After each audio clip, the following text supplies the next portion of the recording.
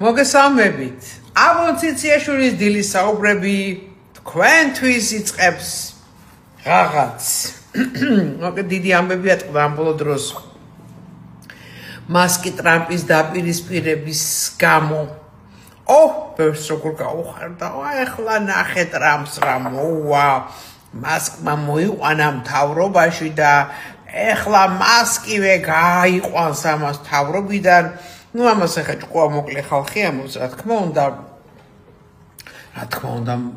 მასკი ძალიან მიეხმარა ტრამპს არჩევნების დროს, განსაკუთრებით პენსილვანიის შტატი იყო რთული და იქ გადამწყვეტი ბრძოლა მოიგეს და ასე შემდეგ, მაგრამ აქნას ახლა ცოტათი აუტისტმა ჩვენმა ელონმა, რომელიც მართლა გენიოსია და გენიოსებს ხო უნდა ვაპატიოთ შეცდომები, გენაცვალე, აბა როგორ გინდა იმპიჩმენტს რო ითხოვს. ითხოვდა. რა გენიოსიც არის მასკი თავის სფეროში, ინოვაციები, წინ ხედვა, ახლა მართლა გენიოსია, ხო?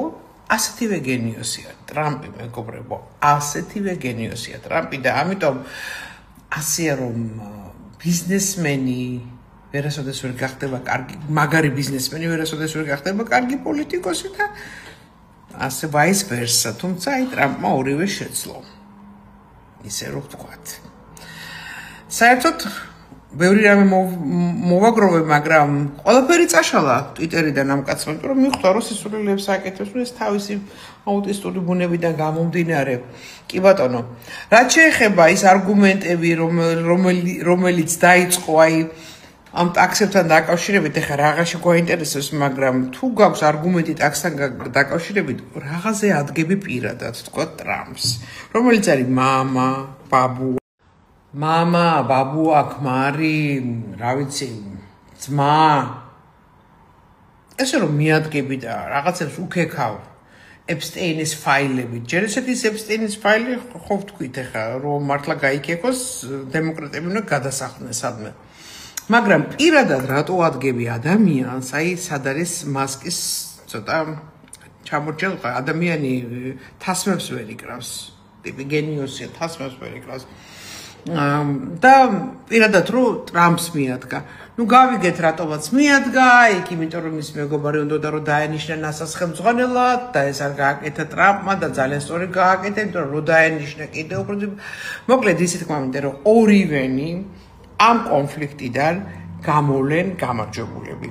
აუცილებლად ტესლას აქციები აიწევს, ტრამპის რეიტინგი აიწევს. ჩვენ ვიკითხოთ, ჩვენ მიყავი აქციაზე, მუხტი დავარნილია. ჩვენ მიკითხოთ რუსეთის სპეცსამსახურებმა სალომე ზურაბიშვილი რომ დაგვასვა თავზე, გახარია რომ მოგვივლინა ოპოზიციურ ლიდერად, გია ხუხაშვილი რომ დაგვინიშნა დიდ ექსპერტად და ოპოზიციურად განწყობილ ადამიანებს ჭკუას არიგებს.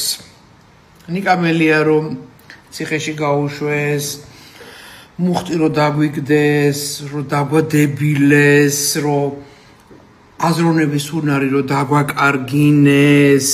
ერთადერთი ნორმალური გოგო იყო, ხო ვამოდით რომ ველოდებით ვის გამოაგდებს, თქვა ამერიკა ვის გამოაგდებს, არ ვიცი, ლიდერი, მაგრამ ბოკუჩავაზე მქონდა მე რატომღაც აქცენტი გაკეთებული, ახლა ბოკუჩავასაც აფუჭებენ. ვერცად შევაჩვე ხო ყველაფერს ვამჩვენთ, მაგრამ უკვე ისე დავიხარეთ რომ ხმას აღარ ვიღებთ.